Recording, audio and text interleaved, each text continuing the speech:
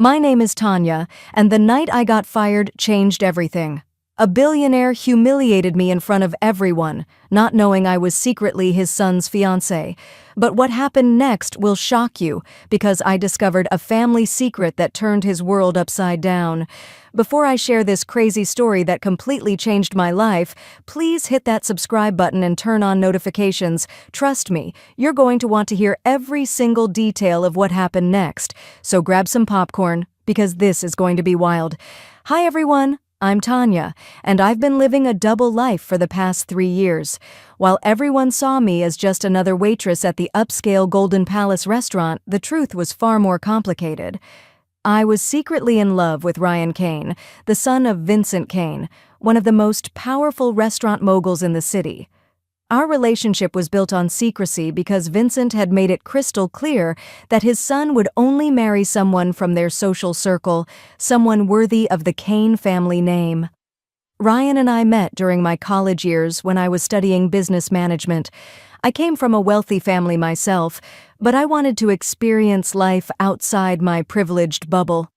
Working as a waitress wasn't about the money, it was about understanding the real world, about being valued for who I was rather than what my bank account looked like. Ryan fell in love with the independent, hardworking woman he met over late-night study sessions and weekend coffee dates. He had no idea about my family's wealth, and I preferred it that way. Just 1 month before the incident that changed everything, Ryan had proposed to me in our favorite little park where we used to meet secretly. It was a simple proposal, nothing fancy, just pure love.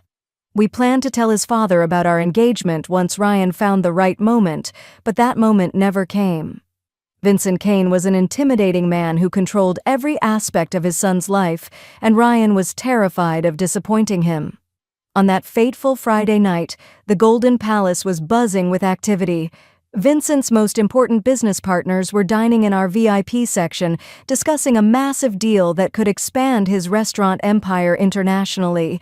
I was assigned to their table because I was one of the most experienced servers, trusted with handling high-profile clients. Everything was going perfectly until that one moment that changed my life forever. I was carefully serving a bottle of expensive red wine when one of the clients suddenly gestured while talking, bumping into my arm. The wine splashed across his pristine white shirt and expensive suit jacket. The table fell silent, and I immediately started apologizing, grabbing napkins to help clean the mess. The client's face turned red with anger, and he began shouting about his ruined outfit and the important presentation he had the next morning. That's when Vincent Kane stormed over. I had seen him around the restaurant before, but never this close, never this angry. He was tall, imposing, with steel-gray eyes that seemed to cut right through you. Without even asking what happened, he grabbed my wrist so tightly that I knew it would leave bruises. The entire restaurant fell silent as every eye turned toward our table. "You worthless girl," he shouted, his voice echoing through the dining room. "Do you have any idea what you've done?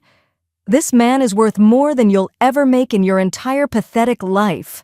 His grip tightened as he continued his verbal assault. "Trash like you doesn't deserve to work in a place like this. You're fired." Before I could explain that it was an accident, before I could defend myself, Vincent was dragging me across the restaurant floor toward the exit. I stumbled, trying to keep up with his aggressive pace, feeling the stares of customers and co-workers burning into my back. The humiliation was overwhelming. I had never felt so small, so powerless, so utterly worthless. He threw open the front door and literally pushed me out onto the sidewalk. "Don't ever let me see your face again," he snarled before slamming the door shut, leaving me standing alone on the street in my uniform, tears streaming down my face. I sat on the curb outside the restaurant, crying and shaking, trying to process what had just happened. My phone was buzzing with messages from concerned coworkers who had witnessed the scene, but I couldn't bring myself to read them. Instead, I called the only person I trusted completely, Ryan. He answered immediately, and I could hear the concern in his voice when he realized I was crying. 20 minutes later, Ryan pulled up in his car, and the moment he saw my tear-streaked face and the bruises forming on my wrist, his expression changed completely. Tanya, what happened? Who did this to you? He asked, pulling me into his arms. When I told him about the wine spill and his father's reaction, I expected Ryan to be outraged, to immediately defend me and confront his father about his cruel behavior. But Ryan's response shattered my heart. After a long pause, he said, "Tanya, you have to understand. My father was under enormous pressure tonight. That deal is worth hundreds of millions to our family. Maybe if you just apologize to him tomorrow, explain that it was an accident." His words trailed off as he saw the look of disbelief on my face. "Are you serious right now?" I whispered. "Your father humiliated me, physically hurt me, and you're asking me to apologize to him?" The man I loved, the man I thought would always have my back, was choosing his family's business over my dignity. That night, I realized I needed to know exactly who Vincent Kane really was, and more importantly, who the man I was planning to marry really was. The next few days were a blur of emotions. Ryan tried to smooth things over, bringing me flowers and promising that his father would calm down eventually. But something inside me had changed. I started using my family's business connections to dig deeper into Vincent Kane's empire, and what I discovered made my blood run cold. Vincent's restaurants had a history of health code violations that were mysteriously swept under the rug. Former employees came forward with stories of abuse, wage theft, and unsafe working conditions. There were rumors of tax evasion and connections to corrupt city officials, but as I dug deeper, I uncovered something that shocked me to my core. Vincent Kane had another son. Lucas Kane was supposed to be dead according to all official family records, but my investigation revealed he was very much alive. 10 years ago, Lucas had tried to expose his father's illegal business practices and was disowned, cut off completely from the family fortune.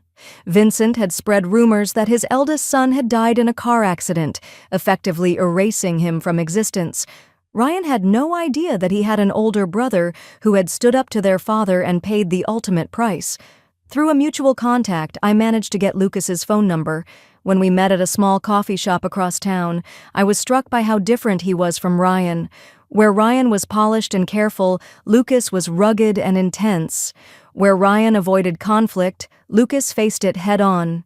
He had been working for years to gather evidence against his father, waiting for the right moment to expose the truth. "Vincent destroys everyone he touches," Lucas warned me during our first meeting. "He destroyed my relationship with my brother, my mother's health, and countless employees' lives. The only language he understands is power, and the only way to stop him is to take away everything he values most, his empire and his control." As weeks passed, I found myself drawn to Lucas in a way that scared me. He had principles that Ryan lacked, a courage that my fiancé could never seem to find. Working together on our investigation, I began to see what real partnership looked like. Lucas treated me as an equal, valued my intelligence, and never once suggested that I should back down to avoid conflict. Meanwhile, my relationship with Ryan was deteriorating rapidly. He became suspicious when I started asking questions about his family's business.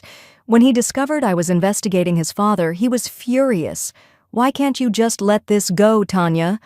My father apologized. "Isn't that enough?" But Vincent had never apologized. Ryan was living in a fantasy world where his father could do no wrong, and I was tired of pretending along with him.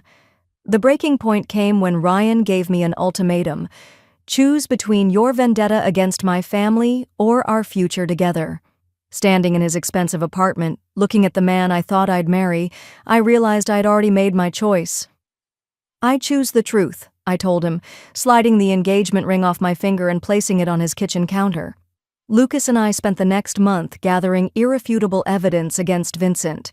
We had financial records, witness testimonials, health department violations, and most importantly, we had Lucas's documentation of everything that had happened 10 years ago. Vincent's empire was built on a foundation of lies, corruption, and cruelty, and it was time for the world to see the truth. Vincent had been trying to secure a massive international investment deal for months, and Lucas suggested we use this as our opportunity. He's having a family dinner next Friday to celebrate the deal, Lucas explained. Ryan will be there, along with Vincent's business partners. It's time for the Kane family to meet their long-lost son. That Friday evening, I dressed carefully in an elegant navy dress and my mother's pearl necklace. Lucas picked me up, and we drove to the Kane mansion in silence, both knowing that this night would change everything. The house was impressive, with its grand entrance and crystal chandeliers, but all I could think about was the suffering that had paid for this luxury. We were announced as Mr. and Mrs. Sterling, using my mother's maiden name. Vincent greeted us warmly, having no idea who we really were. Ryan was there with a date, some society girl his father had probably chosen for him.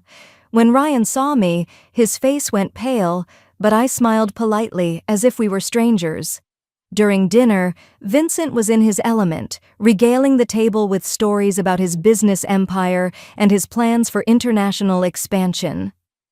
The Kane family has always been about excellence, he boasted. We don't tolerate weakness or failure in our organization. The irony of his words, sitting across from the son he had disowned, was almost too much to bear. As coffee was being served, Lucas stood up and cleared his throat. Vincent, I think it's time we were properly introduced. His voice was calm, but I could see the years of pain and anger behind his eyes. Allow me to introduce myself properly. I'm Lucas Kane, your eldest son, the one you told everyone was dead. The room erupted in chaos. Vincent's face went completely white, as if he had seen a ghost. Ryan's date looked confused, while Ryan himself stared at Lucas in complete shock. That's impossible, Ryan whispered. I don't have a brother. My brother died in a car accident 10 years ago. I never died, Ryan, Lucas said, his voice gentle now as he addressed his younger brother. Our father disowned me because I tried to expose his illegal business practices. He chose to tell everyone I was dead rather than admit his son had principles he couldn't control. Vincent had recovered enough to stand up, his face now red with rage. Security, he shouted, but Lucas held up a hand. Before you have me thrown out again, you might want to know that copies of all your financial records, health department violations, and witness testimonies have been delivered to the FBI, the IRS, and every major news outlet in the city. Your empire is finished, Vincent. The business partners at the table immediately began making excuses to leave. The international deal that Vincent had been celebrating was dead before the main course had been cleared. Ryan looked back and forth between his father and the brother he never knew existed, trying to process the enormity of what he was learning. This is all lies, Vincent screamed, but Lucas calmly pulled out a tablet and began showing financial documents, photographs, and recorded testimonies from former employees. The evidence was overwhelming and undeniable. As the evening collapsed around Vincent, I finally spoke up. Mr. Kane, do you remember a waitress you fired from your restaurant about 2 months ago? A young woman whose wrist you bruised when you dragged her out for accidentally spilling wine? Vincent's eyes focused on me for the first time that evening, and I saw the moment of recognition. That was me, I continued. I'm also the woman who was engaged to your son Ryan, though I doubt he mentioned that to you. You see, you didn't just humiliate a simple waitress that night, you showed your son's fiancé exactly what kind of man his father really was. Ryan's face crumpled as he realized the full scope of what had happened.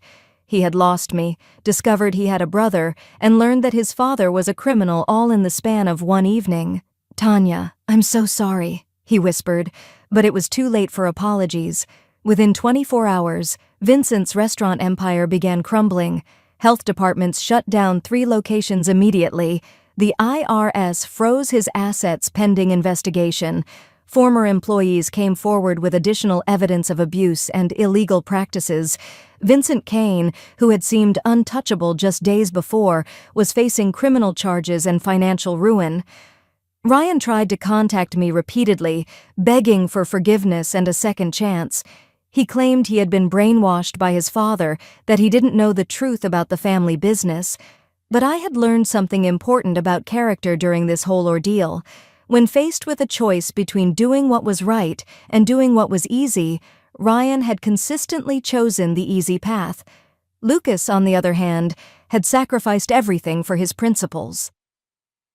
6 months later, Lucas and I were married in a small ceremony attended by close friends and family. Vincent was in federal prison, serving time for tax evasion and labor violations. Ryan had tried to distance himself from his father's crimes, but the damage to the family reputation was irreversible. The Kane restaurant empire was sold off piece by piece to pay legal fees and victim compensation. At our wedding reception, I was asked by several guests how I felt about getting revenge on the man who had humiliated me. But honestly, it had never been about revenge. It had been about justice, about standing up for all the people Vincent Kane had hurt over the years, and about finding out what kind of man I really wanted to spend my life with. Sometimes the worst things that happen to us lead us to the best things in our lives. Getting fired from that restaurant was humiliating and painful, but it opened my eyes to the truth about the people around me. It showed me the difference between a man who talks about love and a man who fights for it. It taught me that real strength isn't about wealth or power. It's about having the courage to do what's right, even when it costs you everything. And that's how I went from humiliated waitress to the woman who brought down a billionaire empire. Love tested me, betrayal broke me, but justice made me whole. If you want to hear more stories about love, betrayal, and revenge, subscribe now. Comment below. Would you have chosen the safe brother or the brave one? Thanks for listening to my crazy journey, and I'll see you next time.